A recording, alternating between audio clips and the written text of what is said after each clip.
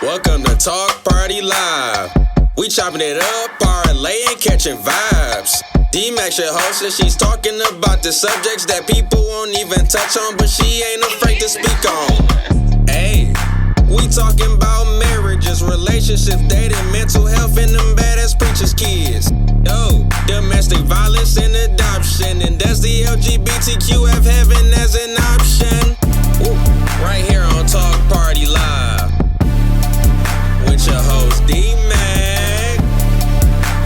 Talk Party Live. We talking, we partying, we getting live.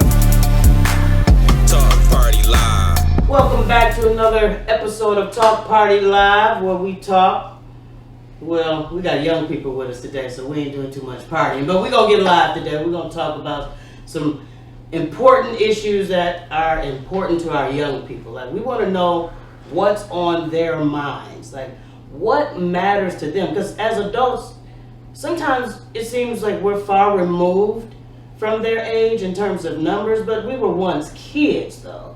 But we still want to know like what matters to young people today, other than video games, cell phones, and stuff like that. I mean, just real issues. Like, what's important to you? What really is on your mind? Like, what do you want to say that you haven't been able to say? That's what this platform is about today. I want to take a moment and have each one of my young people introduce themselves. I'm so happy you guys are here and agreed to sit and talk with me. Thank you so much.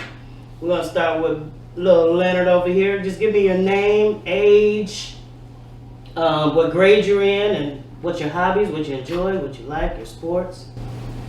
My name's Leonard, and I'm 14, and I'm going to the 10th grade, and I like playing a lot of sports, mainly football and baseball. Okay. My name is Shaylin. Speak up a little bit. My name is Shaylin. I'm 13. I'm going to the 8th grade, and I like playing basketball. Oh, yeah? My name's Stefan. I'm 15. I'm going to the 10th grade. As far as sports, I basically even play basketball. Basketball? Yeah. And you, sir? My name is Donovan. I'm 11 and I'm going to the 7th grade and I like to do gymnastics. All right. So, you guys definitely are all in the same age range, the same age group. So you're kind of experiencing some of the same things and probably thinking in a lot of the same ways. But so I want to ask y'all a question. So, and be honest with me, ain't no parents here. Well, I'm his parent, but you get a pass today. I'm gonna need you to just be real and just say it how it is, right? As parents, right, we really be trying to like talk to y'all sometimes. We really be trying to have conversations, and sometimes it just seems really hard to do sometimes because it's like maybe we're not asking the right questions, or maybe we're not saying the right things, so we're not able to get the responses we need. Like, what do y'all think? Like, do y'all think we as parents get it? Do y'all think we get y'all as young people?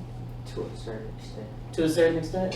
What do you mean? Like, it depends on like the situation. Like sometimes like you would speak out on thoughts, but like they perspective of things is just totally different from yours. So. And does that make you feel like you're not being heard or listened to? I mean, no, it's not that. It's just, well, it is kind of like being heard or something, because like you would say something and then it just get blown out the window. And it's like this way, basically. So you would want basically to be heard, like take my perspective into like, account. Yeah, basically. That's deep. What do you think? You think we out of touch? We so old that we don't get what young people going through? Sometimes. Sometimes? Like, what you mean? So, like, basically what I mean is, like, they take it out of context, depending on, like, the situation. We blow things out of proportion. Basically. So stuff that y'all think is minor, we make a big deal out of? Okay. What you think, Leonard? I just think it's like, they think that they had it harder automatically because of the way they grew up. Mm-hmm. But it's really not even that way because Hmm. everybody can go through stuff. But it's just if you're willing to listen Mm-hmm. and put yourself in their shoes instead of just comparing what you went through to what they saying. That's heavy. That's heavy because, but we do that as parents. Like, you know, we had to walk 6 miles to school and we had to truck in the snow and y'all kids don't know what struggle is. Y'all got everything y'all want, but what you're saying is there is a struggle, right? We just don't know what it is. Or maybe when we compare it to ours, it just doesn't seem like it's as big or as serious. So you feel like we sometimes don't take y'all seriously or the things that y'all going through as serious because we've been through worse? I feel you. Donovan, talk to me, sir. Do you feel like, okay, I'm your parent, so we can go and put that on the table. Do you feel like I'm clueless? Do you feel like I get it? Do you feel like I understand your experience as No. a child? I don't? No. Really? No. Oh my God. Okay, but I kind of knew I was going to get that answer. She'd be like, Mom, you don't get it. You'd be like, Mom, never mind. So I'm like, what am I not getting? So give me an example.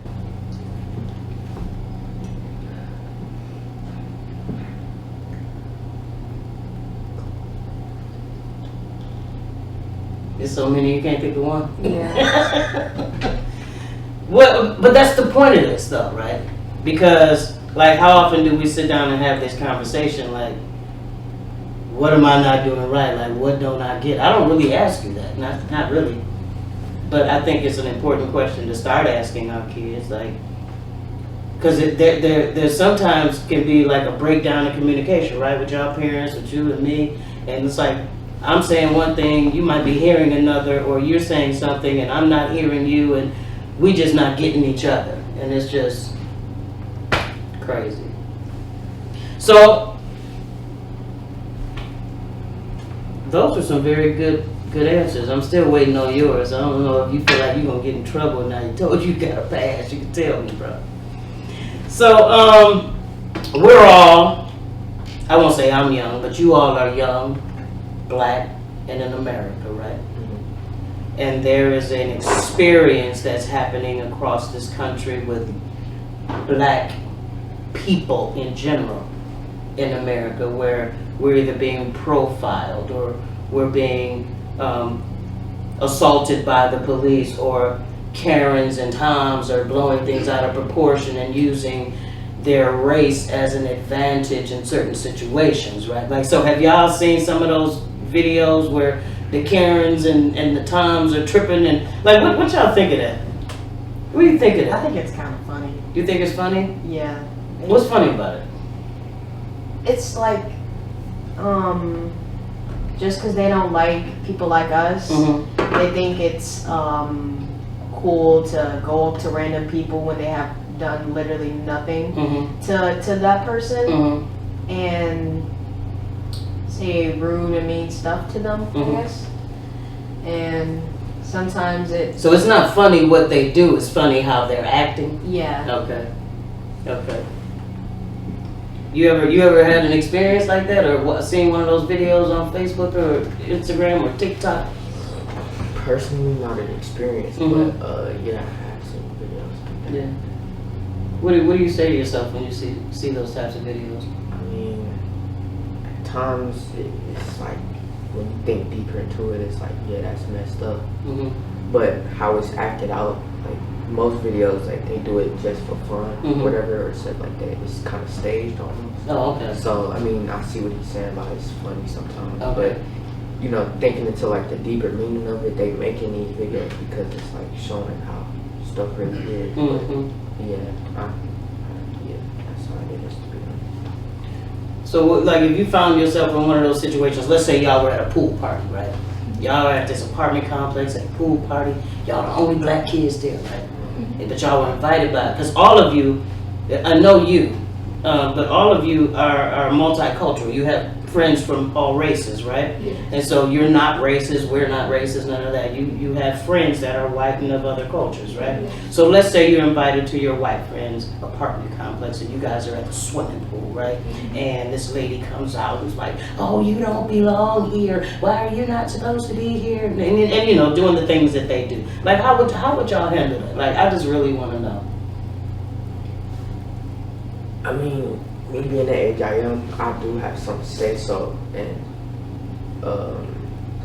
I can still speak out and Mhm. tell others of like what's going on. Mhm. So, you know, about the invitation, you know, I'm getting invited to a party or Mhm. whatever. I'm obviously going to go to the person who invited me so Mhm. they can talk this through. Mhm, You know, mhm. yeah. So that's. So you would deal with it in a way where I'm gonna go talk to the person that invited me and let them handle it. Yeah. It's like you're not gonna engage that Yeah. behavior. Yeah. What would you do?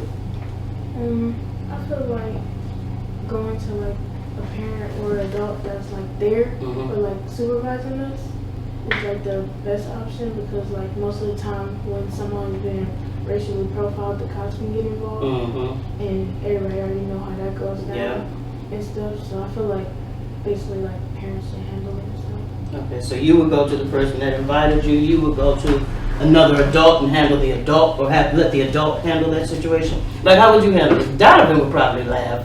Would you laugh? Yes, and You then can- I would ignore it, ignore them. You would laugh and ignore them. Yeah. I remember a situation. Remember when we went to Orlando, Florida, and Oh, you were in yeah. the pool, and he was like one of probably, I don't know, 3 black kids in this pool, and there was a floaty that a lot of people were using. It was like an emoji floaty. So Donovan got on it, and one of the guys said to him, what did he say to you? He said, "Get off. You're not supposed to be using that," or something of those And then he words. said, he called you what? Huh? Didn't he call you the N-word? Yeah.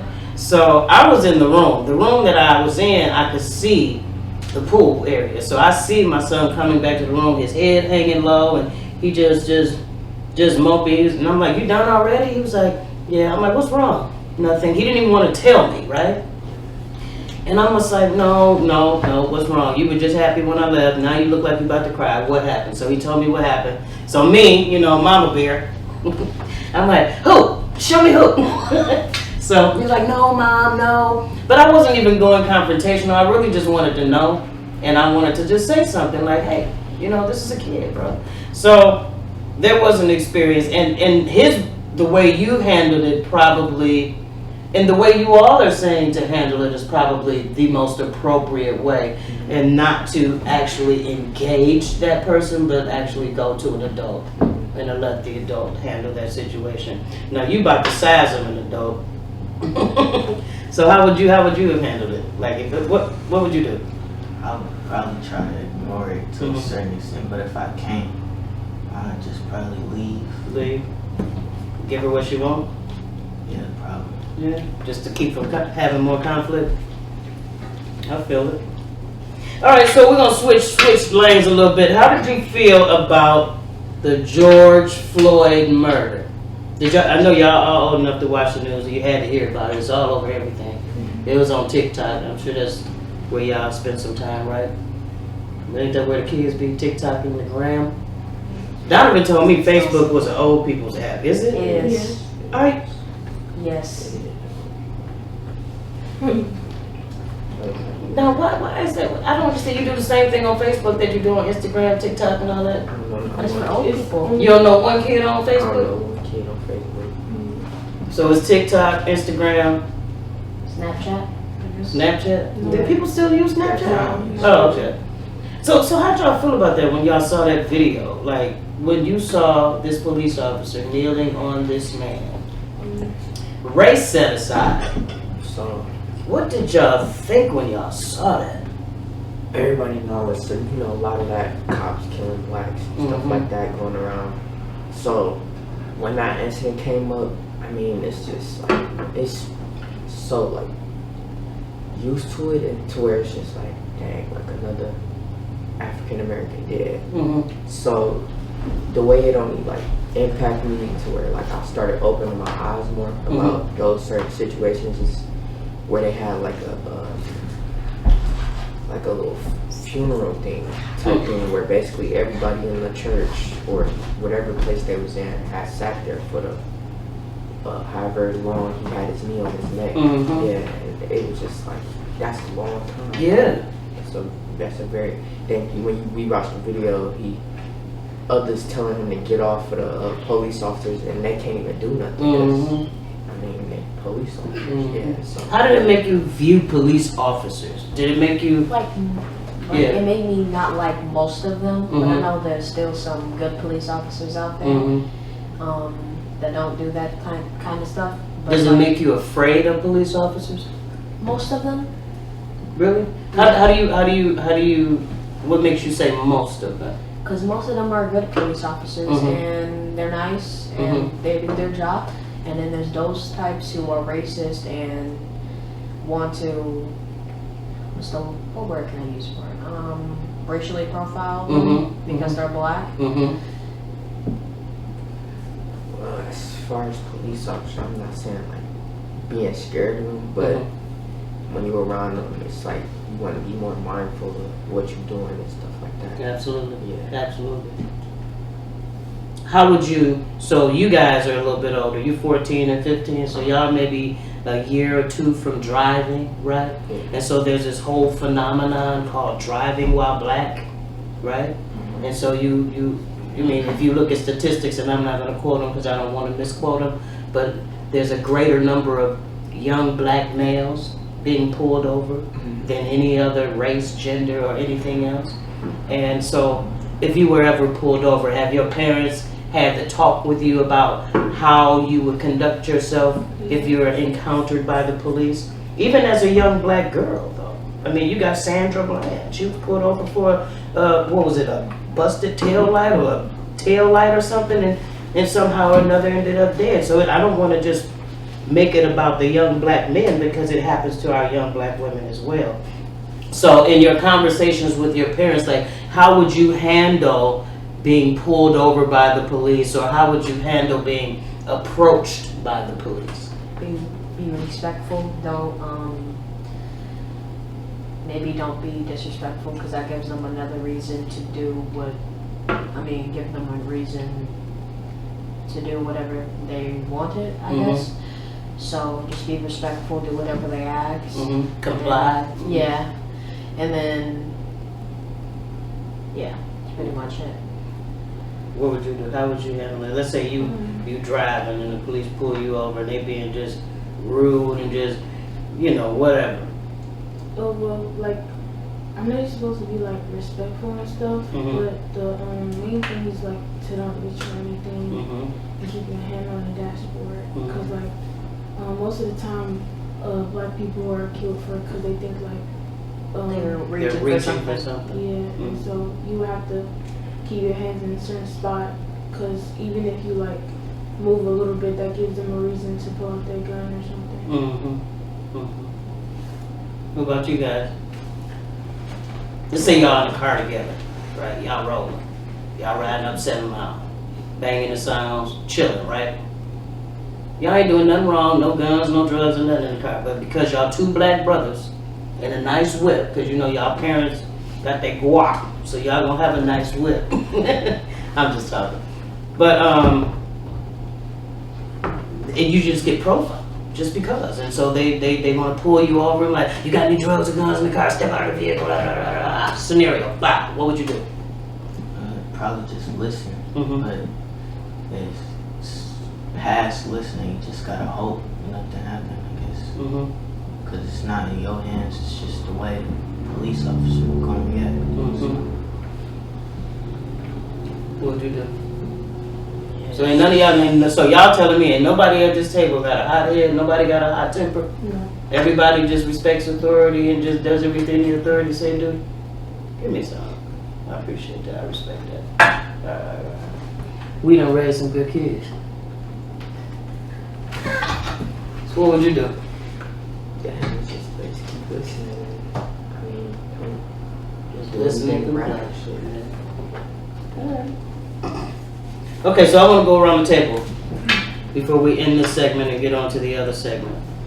I want you all to tell me each 3 things that are important to you? What are 3 things that really, really matter to you, or you think to young people? Anybody can go first. Is it family? You want to be understood? You want to be listened to, accepted, loved? You want to be successful? You want freedom? You want privacy? You want to be heard? Like what are some of the things that just is on your heart? Like, I just wish people, boom, 1, 2, 3. Family should automatically be just like a number one. Family number 1. Yeah, that's just like a number one thing. Mm-hmm.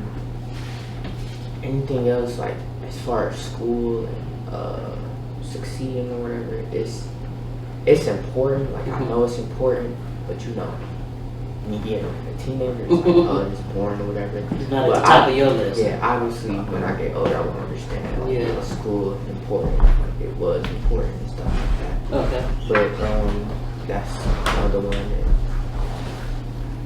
yeah, that's connected to it, to be honest. Okay. What are 3 things that just really, really matter to you? Family is number 1. Family. Education has to be second because every time, like, so somebody, people will always ask, like, what do you want to be when you grow up? Mm-hmm. Like, it would be something new every time. Like, I don't really have an option, but I know education is the main part and, like, being successful and stuff. Okay. So family, education, And the third reason is, like, respect, really. Like, if you treat others how you want to be treated, then like, most of the time everything will be good. Alright. What about you? What are 3 things that matter to you? What are 3 things that are just important to you, like you gotta have them? First is family, and second is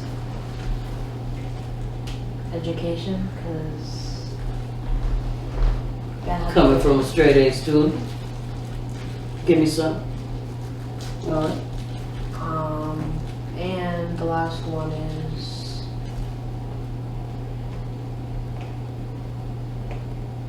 I don't really know. Maybe being understood. Being understood, that's Yeah. really important to you. Yeah. Do you feel misunderstood a lot of the time? Sometimes. You do? I mean, Yeah. yeah? Really? Dang, we gotta do some more talking, bro. We gotta talk some more. Alright. What about you? 3 things that are important to Leonard, like, and it doesn't have to be, you know, how we say life, health, and strength. It could be something that just is important to you. I wouldn't even say family. I just would say people that surround yourself with people that like make you happy. Mm-hmm. Say that. And mental health, like good mental health. And that's about it. Good mental health, and surround yourself with people that make you happy. Do y'all hear these answers from these young people? We gotta start listening to these kids, bro. Like, they really have a lot to say if we give them an opportunity to say it. And I'm gonna do better. You know what I'm saying? Because I've been one of them like, boy, you got it so good, you don't even understand, sir. But he has his own struggle.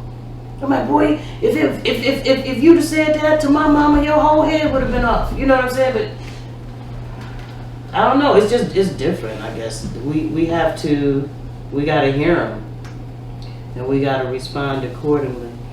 So one of the things that we're gonna take a break. Welcome to Talk Party Live. And so all of our young people at this table with me today have something in common.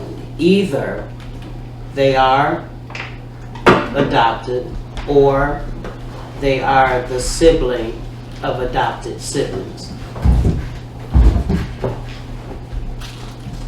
One of them did not have the experience of the foster care system because he was taken in at birth. The other 2, I would say, unfortunately and fortunately, experienced the foster care system. And I say unfortunately because of some of the experiences they had to endure. But I also say fortunately because they found their forever home and their forever family. And so I want to talk with each of these young people about their individual experiences. We're going to talk to Donovan about finding out that he was adopted and finding out that I wasn't his biological mother and how that made him feel. We're going to talk to these two young people about their experience in the foster care system and how that led them to their current adopted family.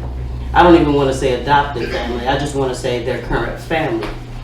And I want to talk to Leonard here about how it was as a single child, as a single only child, to suddenly have two ready-made siblings. So we have three different perspectives that we're going to come from. And I'm going to give each of them an opportunity to share their experience. So, Donovan, for your first 7 years of your life, right, all you knew was I was mommy, right? You didn't have any reason to think any different. You didn't have any reason to believe any different because that's all you knew, right?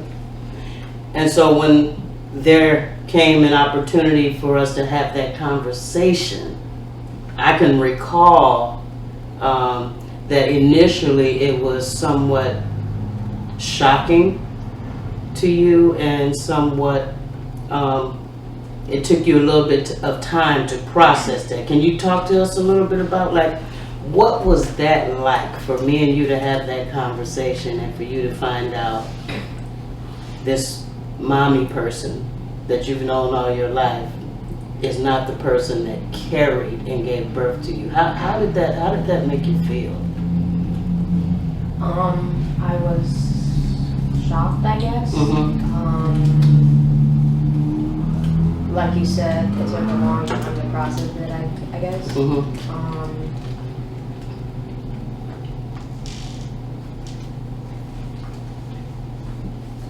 I don't really know. I was just like, just shocked. I don't know. You don't know? So were you angry at No. all? You weren't angry? No. You just didn't know what to do with the information in the moment? Yeah. You were just only seven though. Yeah. So. But you've always been a little bit more intelligent or beyond your years. And so I felt that because you were starting to ask questions, right? You were like, who's my daddy? Where's my daddy? Why I don't have a daddy? And so it was like the answer, I don't know, right, just wasn't enough anymore. It's like, I gotta start giving this kid some answers, right?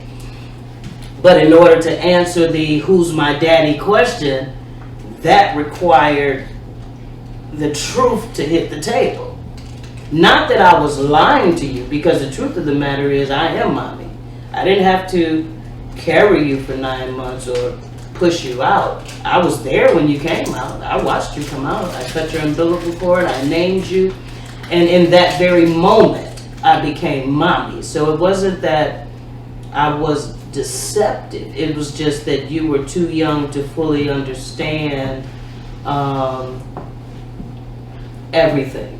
You know what I'm saying? It was too young. I didn't think you would understand earlier than 7. But when you started asking questions, and a lot of professionals will tell you, when the child starts asking questions, that's when you start answering the questions. If you start evading the question, dismissing the question, then you're almost not giving importance to their understanding of the circumstance. And so Donovan, you say you weren't angry. Were you confused? Yeah, You I were? don't really know what it meant until you explained it to me. So that's when, like, I was surprised. I really didn't know what to do. So what did you think about me? Like, cause all the way up until that moment, it was like, mommy, mommy, mommy. Did you look at me any differently, or was I still mommy? I was still mommy? Yeah. Yeah? I'm still mommy? Oh. So, even children that are taken in or adopted at birth, there's still some challenges, you know? You still have to find the right time to have the conversation. You don't want to wait till they're 18 or 16 looking for a job and they get their birth certificate and then wondering what is this information on my birth certificate, right? So you don't want your child to feel like they've been lied to all of their lives. So you have to find a balance. You have to find the right time. You have to consider their level of maturity, emotional maturity in terms of being able to handle that information.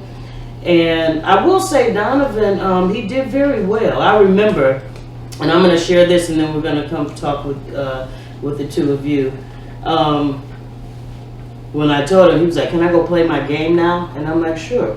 And then he came back to my room and kind of stood in the doorway. He came and gave me a hug, didn't say anything, and then he left. Then he came back later and stood in the doorway and was like, you're still my mommy. And it was like, that was the most heartwarming thing for me, because I was like, how is he going to view me after I tell him this? And when he came back and just reaffirmed to me, like, it was almost like he was trying to make sure I was okay, not me trying to make sure he was okay. He was like, you still my mommy though, you know what I'm like? And I'm like, oh, you know what I'm saying? Like, it's a challenge either way. And so, okay, moving forward, we have Seth and we have Shay. Your experience was different. You experienced several different foster homes, right? Some of them not even so good, right? As much as you're comfortable, I'm not putting any pressure, you don't have to give all your business, but as much as you're comfortable, can you share what your foster care experience was like? Do you care to share what it was like?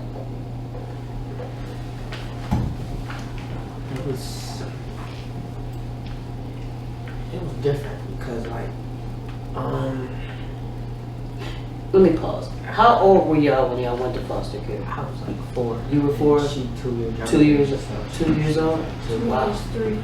4 and 2, so y'all didn't know what was going on. Okay, so go ahead. Obviously, as I got older, I started to learn about, you know, what foster care is and Mhm. stuff like that. So, me being in foster care was, I don't know, like, they treat you good like the first week, the first 2 weeks. Mhm. After that, it's just however they want it to be, that's how it's gonna be. Mm-hmm. So, I don't know. It really wasn't too bad for the first home that we were in, because Mhm. we was jumping from home to home. How many homes did y'all go? As far as I can remember, good 4 or 4 5, homes? 4 or 5. Okay. Well, 5 including the one I am in now. Okay. Like the, you know, my adopted parents. Okay. Yeah, 5 basically. Okay. But the first one it was good. Like the first 2 weeks. After that we started seeing more signs of like family members and like parts of their family and stuff like that. At the time I knew both my parents. Okay. I got a mom, I got her dad, obviously. Mhm. But I was mostly with my dad most of the time. Mhm. And so, being in and out of that foster home, because, you know, we got a chance to visit. You my still dad, visited your yeah, parents? we still Okay. visited them. And it was mostly just always my dad there. I never saw my mom or whatever. Mm. So, you know, still growing up, we moved to another one. We actually left the first one because they had a bed bug issue. Okay. And we used to always go to therapy with like bikes and stuff. Mhm. It was a concern. We went to another foster home. The lady had, she had kids that was adopted as well. Mhm. She had like a older son.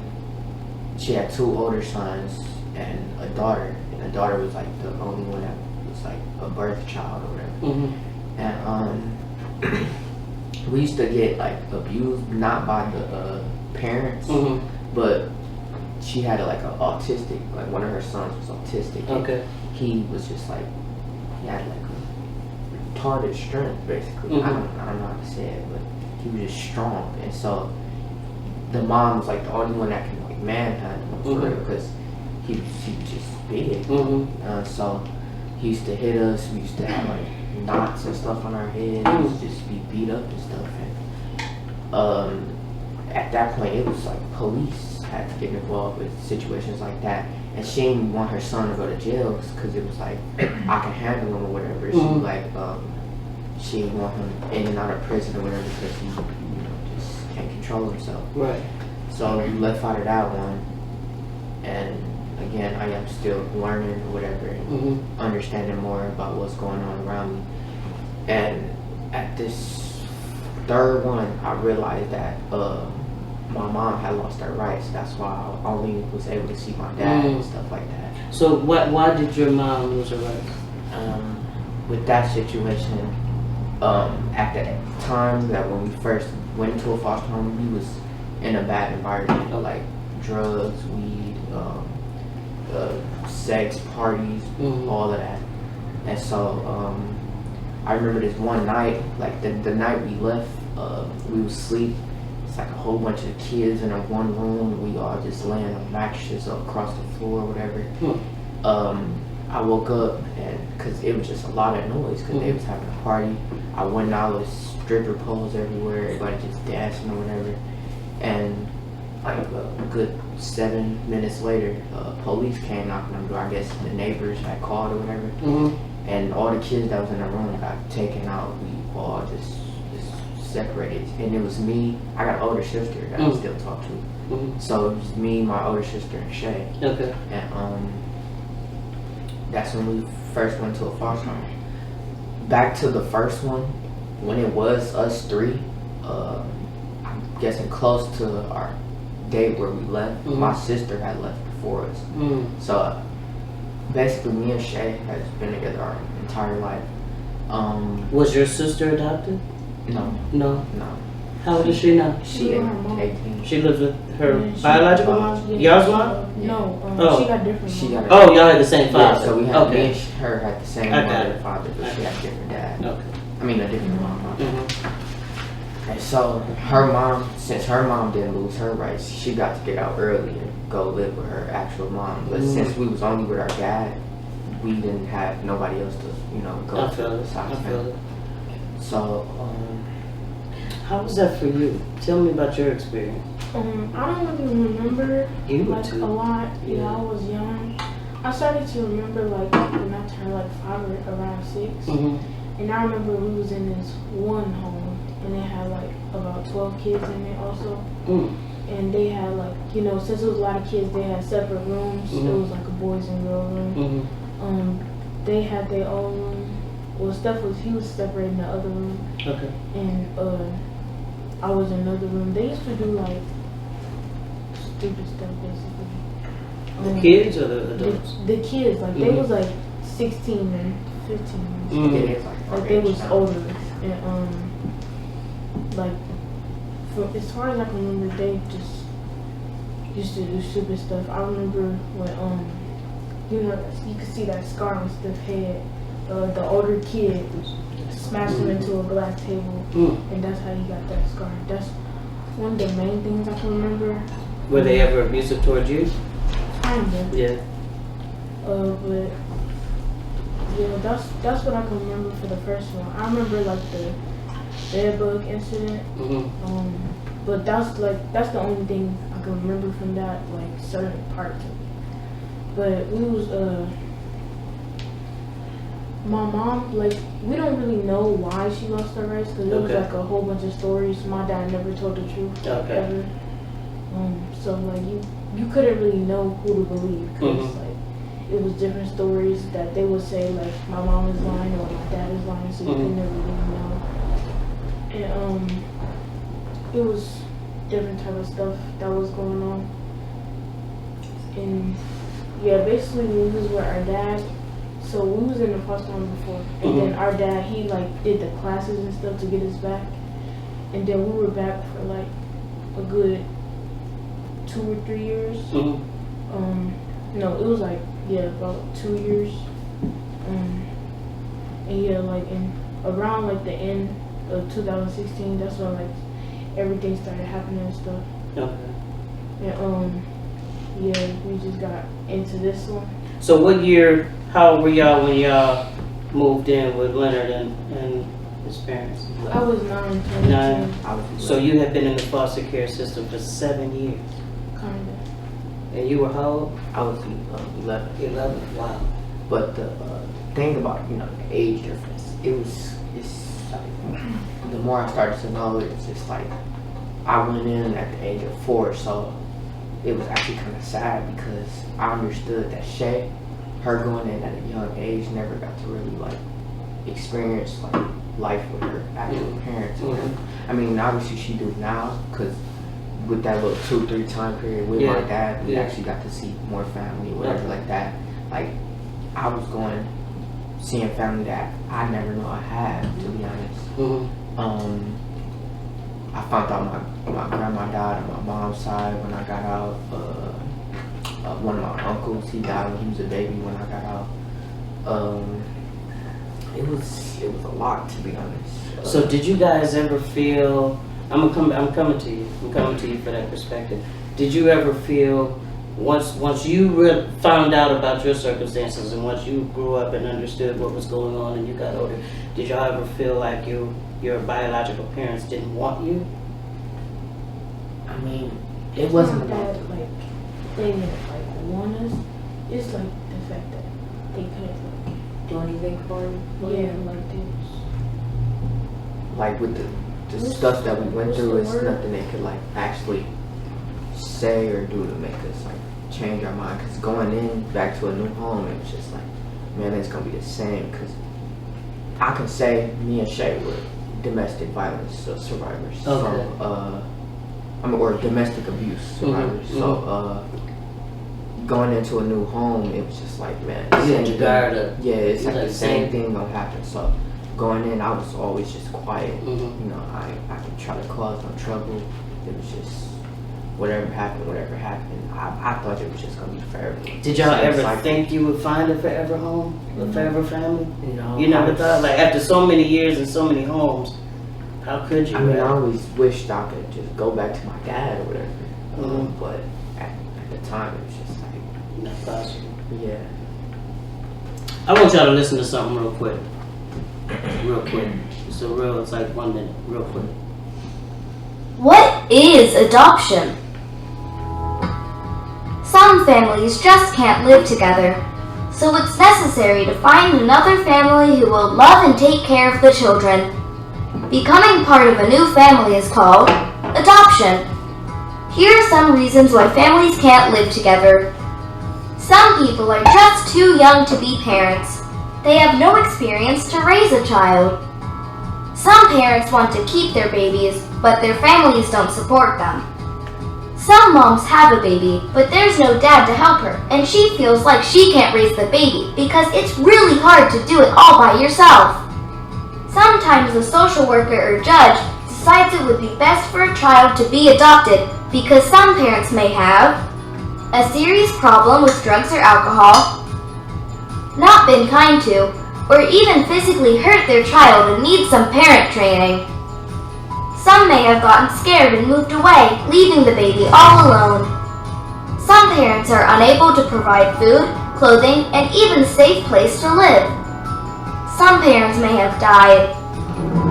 Some parents may be in jail for breaking the law. Some may have had a physical or mental illness and need hospitalization and medical care. Remember, it's not that they don't want to parent, they just can't parent, like a child needs. And so that's why I asked the question, like, did you ever feel unwanted? Because, to be very honest, their decisions really had nothing to do with any of y'all. Like, in your case, Donovan, your mom was 15 years old. Like, you about to be 12, right? Could you imagine being somebody's daddy in 3 years? I couldn't imagine being somebody's parent at 15. So it's not that, and I want to, if ever that thought crosses your mind, it's so many things that go into those decisions, and it may feel like a rejection of sorts, but it's really not. Sometimes it's just that they're doing what's best for you because they cannot give you what it is that you need. So how was it for once y'all were in the home, with Leonard and D'Amica and Leonard, once y'all were in the home and y'all realized, okay, we're gonna be adopted, like what was that like? Like what like to go in and not know what's gonna happen and think the same thing is gonna keep happening, the cycle, new foster home, go back to foster home, go back, to finally realize that cycle was over. How did that make you feel? So we kind of didn't know because it was like a surprise. Mm-hmm. It was like this party thing. Mm-hmm. Like I think we knew that we was getting adopted, but I don't think we knew when it was gonna be official. Okay. Cause like they used to say, like all the paperwork and stuff, like Mhm. home visits that they had to do, it like took a while. Okay. It happened on my birthday. It was on your birthday? Yeah. That's sweet. So yeah, it was on my birthday and it was like a party. At first I thought it was a party for Yeah, Steph. my birthday. So Okay. But yeah. then they was like gave us these shirts and stuff, and we could see the certificates. I kind of knew because Okay. I seen them wrapping the certificates in the room, Okay. but like I wasn't sure. So But to know that, like to know, it's like, wow, we ain't gotta go nowhere else. It actually brought the thought of my biological parents. Like it just like the thought of them went away when I heard I was getting adopted because I actually had people who cared for it. I'm not saying my biological parents didn't care. It's just they were super they weren't just like I still like love my mom to this day, my biological mom to this day, because hearing her side of the story. I understand if like adults talk about it, it's to a point where she like the bad person, but Okay. when you actually think deeper into it, she actually had no choice Okay. when her being young and stuff like that. So, but my dad on the other hand, when we had those little 2-3 years that we got a chance to stay with him, he wasn't all great either. Okay. He was abusive as well, Okay. and he was one of the main reasons why we had to go stay with Leonard and So when you found out that this was your forever home, Yeah. you're saying that your thoughts and longings for your biological parents just went away. Yeah, me wanting to be with them just like, Wow. I didn't want to be nowhere else. That's heavy. Yeah. So speaking of birth families, no, let me back up. Leonard, only child. How old were you when they first came to your home? I was 10. 10. So you had 10 years of being the only child, probably spoiled rotten, and had your parents to yourself, right? You got 2 ready-made siblings. You got a sister and a brother. Wow. Tell me what that was like.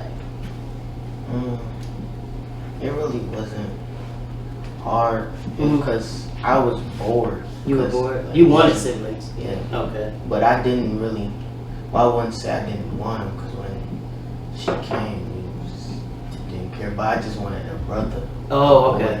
Okay. But then when my mama and my dad was trying to adopt somebody, they was siblings, so my sister just came. Okay. But it wasn't hard, I just had to get comfortable Mm-hmm. because that's what I wanted. I was just bored. Okay. So it wasn't like I could just imagine. Donovan, what if I just decided to bring 2 people into this house like tomorrow? Like a boy and a girl around your age, and it's like, hey, this is your brother, this gonna be your sister. Boom. Well, how we looking? I think we would have some major.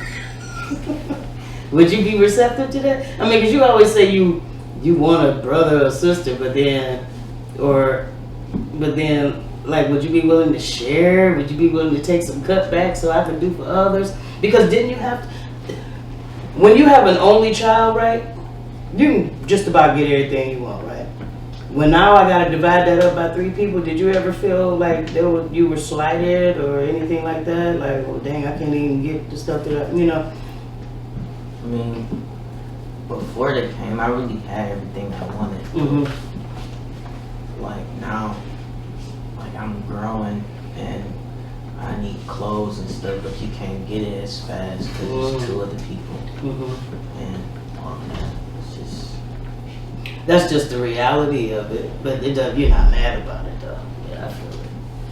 I think you would be mad about it. If I had to tell this nigga, no, we can't go shopping today, I gotta go for the baby girl. I'm like, what? What do you mean? He is rotten. But I did it. We gotta be careful with the monsters we create. Not that you're a monster, my baby. I love you. So, birth families. So Donovan met his dad when he was 7. He met him again when he was 10. And then he went poof, be gone. Do you ever have any desire to reach back out or to really reestablish that relationship? Or do you ever even think about possibly reestablishing, or not even reestablishing because that relationship was never established, but establishing a relationship with your biological mother? Because I don't have a problem with it. I found that man, paid for the DNA test, brought him around here, picked him up, did all that. So I'm with it if it's right? So do you ever feel like you want to reach out and develop those relationships? No, Why? because I don't really know. I had a couple years with my dad, and it was okay to meet him, but he just did some stuff that I didn't like. Like one day, the day that I asked him to make me some breakfast because I had to go to school. Yeah, because we let him come live with us. Yeah. Imagine that. I let my son's biological father, who I barely knew, come live with us because he was homeless. But go ahead. And I asked him, can he make me some bacon? And he said, no, you can do it yourself. And that's kind of one of the reasons I don't like him. And there's some other reasons, because he was like really rude to me sometimes. And then when I got an attitude with him, he would be like, he would go on and on about like how you should respect adults and all that. So you don't have any desire to reach back out at this point anyway. yeah, For that relationship. It might change later on as you get older though. You think? maybe. So do you guys, like, I know you're adopted, you have your mom and dad, you have your families, but one thing that you can't escape the reality from is that you do have a biological family out there. Are you in touch with your biological family at all?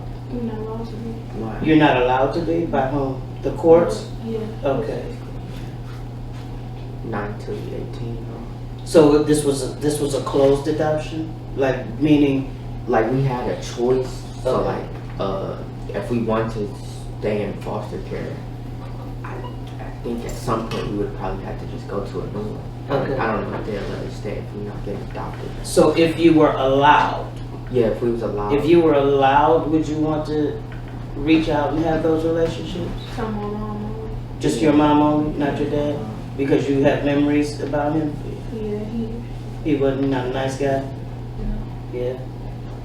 So would you want eventually, like once you turn 18, let's say you turn 18, you think you'll reach out to your mom? I'll probably reach out to my mom. Do you all as children, do you worry about how your adopted parents, me and Danica and Leonard, do you worry about how we might feel about you reaching out to your Yeah. biological family? Yeah. Do y'all feel like it would hurt our feelings if you reached out to who you are and where you came from? I mean, I don't even say that's kind of like, I do care about how they feel, Mhm. but if it's like how they feel towards a negative way about me seeing my mom, if I'm 18 going to see her, I obviously have my own choices. So if you feel negative about me going to see my own mom, it's like, are you jealous or something? Like, or are you like being selfish or whatever? I don't know how to explain it, but like, Because you feel like you should be able to know yeah. both sides, right? Yeah. The new family as well as the biological family, right? And you feel like that should be okay, right? Yeah. You feel like that should be okay? How do you feel like? How do you feel like? So you got these new brothers and sisters, and your mom and dad have made all these sacrifices to bring, this family together. And what do you think? Like, Do you feel like they should be concerned about their biological family? That's up to them. Yeah. It's not like they out to that. So Mm-hmm. if they do, then it's not, I can't stop them. And then they gonna do what you want to do. So. Mm-hmm. But I'm not saying like just blow it out the window. Like I still like I You love still my love your yeah. family. I still like I love both sides. I'm just saying like. And that's like, okay. I'm still just gonna pursue it or whatnot. Yeah. That's okay. I feel like this. Let me tell you something. I feel like this, and I'm gonna talk to y'all real quick. I wasn't adopted, but I was in the system. I lived with a few families in my journey of becoming an adult. I lived with a few families when I was a kid. I was never adopted. I was never a foster child. I was just in the system, right? But I wish, and I still wish, and I'm about to be 50, that somebody would have adopted me. That somebody would have taken me out of whatever situation I was in and made a better life for me, right? But it didn't happen, so what I had to do is I had to just make a better life for myself. But what I do understand in my relationship and experience with Donovan is that it's important to know where you came from. Because there's some things that are, I don't want to get too scientific and too technical, but it's some things that are derived from your parents, from your genetics, from your genes, right? And it's some things that he may have gotten from his biological genetic makeup that I may not understand. You understand what I'm saying? But it's an important aspect of who you are. And it's okay to wonder about it. It's okay to want to connect with it. I mean, if it's healthy. You understand what I'm saying?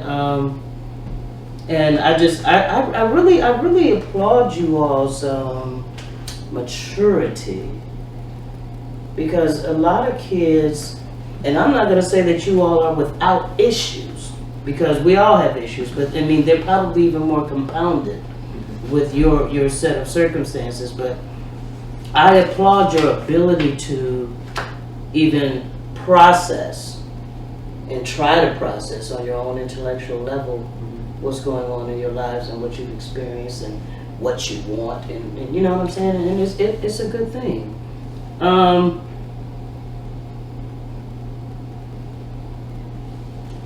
One of the things that a lot of adopted kids go through is emotions. It's just emotional changes. You have anger, you have a period of no feelings at all. You feel guilt because it's like, what did we do to deserve this? You know what I'm saying?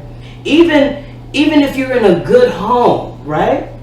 You're in a good home and you're being taken care of, it's still that knowledge that's still in the back of your head, right?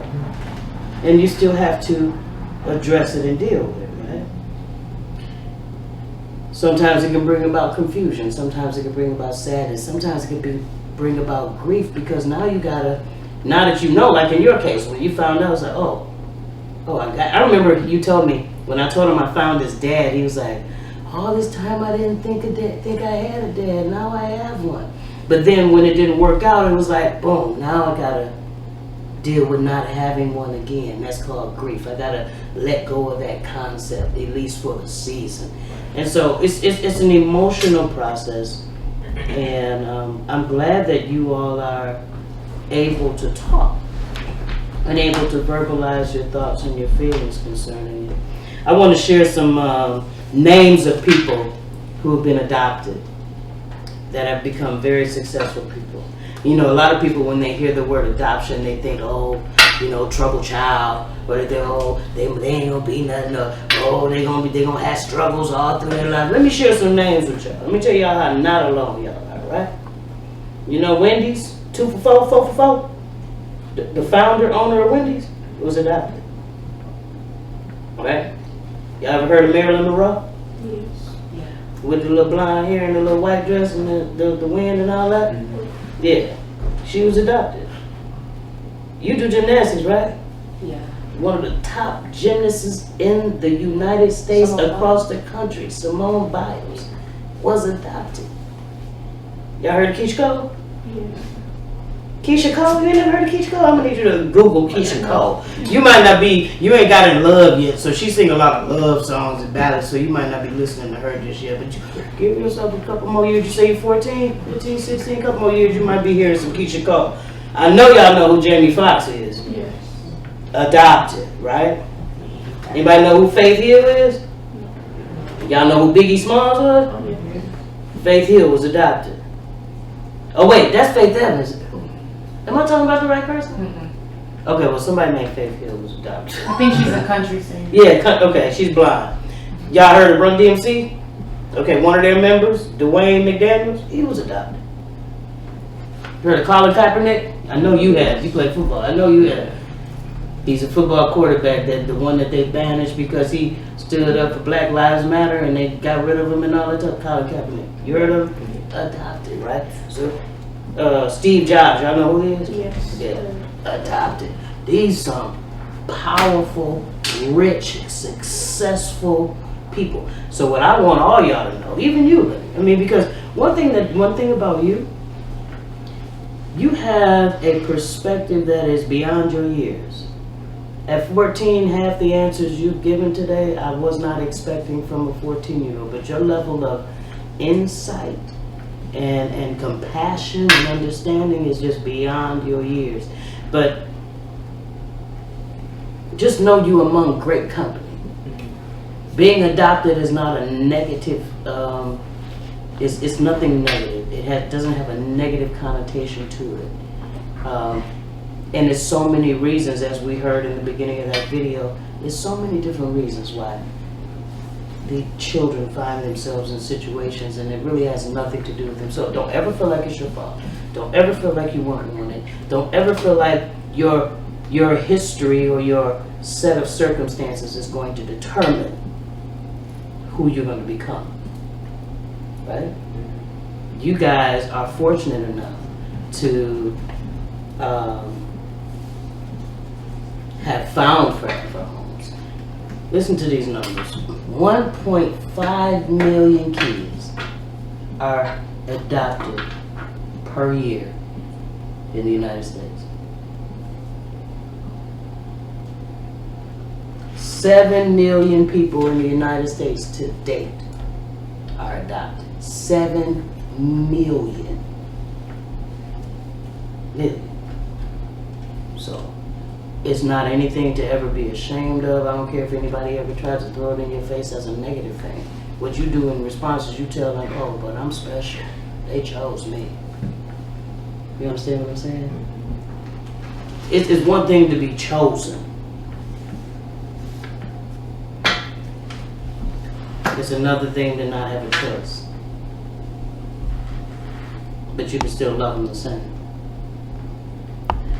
Is there anything any of you all would like to say to maybe other kids that have been in the foster care system and maybe have lost hope that they might not ever be adopted, or kids that, you know, were adopted from birth and, you know, are afraid to reach out to their families, or even kids in the homes where kids are coming in that have been adopted? Is there anything y'all want to leave our audience with today? I mean, as far as kids, I can't speak on that. But to the parents that's like adopting kids, you gotta take it slow, to be honest. You gotta take it slow. To the parents that are adopting kids, you have to take it slow. Because in certain situations, like me, I had to go through 11 years of that stuff. And it's not just finna settle, like, because it's been 4 years since, you know, of me being in foster care. That 11 years is still gonna be there. So if their kids having trouble with like school or like lying or just getting in trouble in general, they do that because of like how their past was. So you can't just like snap that out of them like, you're safe now, you okay, you don't need to do all that stuff no more. It's like it's like a sixth sense almost. Like you do it because to defend yourself, or you do certain The things because that you did to survive to what you survive, survived, right? Yeah. the things that You almost survive. instinctively still do Yeah. to survive. So But- like I'm saying, like I did things to survive, like through those 11 years that I still do now that I can't control. Mhm. So when they ask me about them, I can only give like vague answers and stuff like that. So as parents, it's like of take it slow. adoptees, You can't just force understand your experience. it. Mhm. Understand that just because we've taken you in, it doesn't negate your experience or the impact Yeah. of your experience, right? It's like growing up, I was always told to grow up and be mature from Mhm. a young age. Mhm. I never really had a chance to act like a kid because Mhm. I'm in and out of foster care. I'm having to take care of Shay Mhm. because my older sister was gone. It's Mhm. just like, it's a lot, to be honest. But yeah, just take it slow and everything. Take it slow. You have any advice for parents, siblings,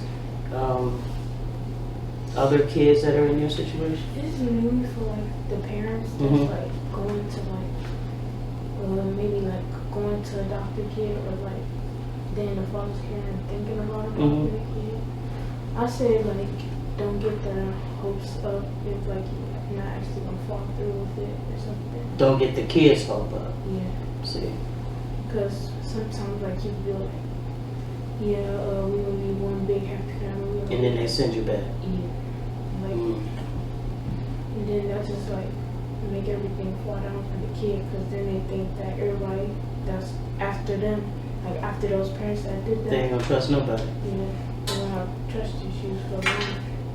And I'm glad, you know what, let me say this. They just flipped my question. And I'm glad they did, and I just realized they did. The question I asked was, do you have any advice for other kids? They came back with like, no, I got advice for the parents that want to adopt. And that's powerful. Because it ain't on the kids. Right? They're coming with their experience, their circumstances, their fears, their guards, their defenses, their survival mechanisms. And it's our job as the adults to make sure they feel safe, make sure they feel loved, make sure they feel a part of the family. So I'm glad y'all flipped my question. And this is why we're doing this talk, because the way we think may not be the way y'all think. The stuff we think about and we think is important may not be what's important to young people. What would you have to say? To parents, kids, siblings, anybody? I don't really know. Mm-hmm. But I'd probably just say get better, I guess. Get better. Just work on the relationships. What advice would you give to young people or parents, or like what advice would you give me? Like if you were to give me some advice as to how to help you navigate through your experience, what advice would you give me? Maybe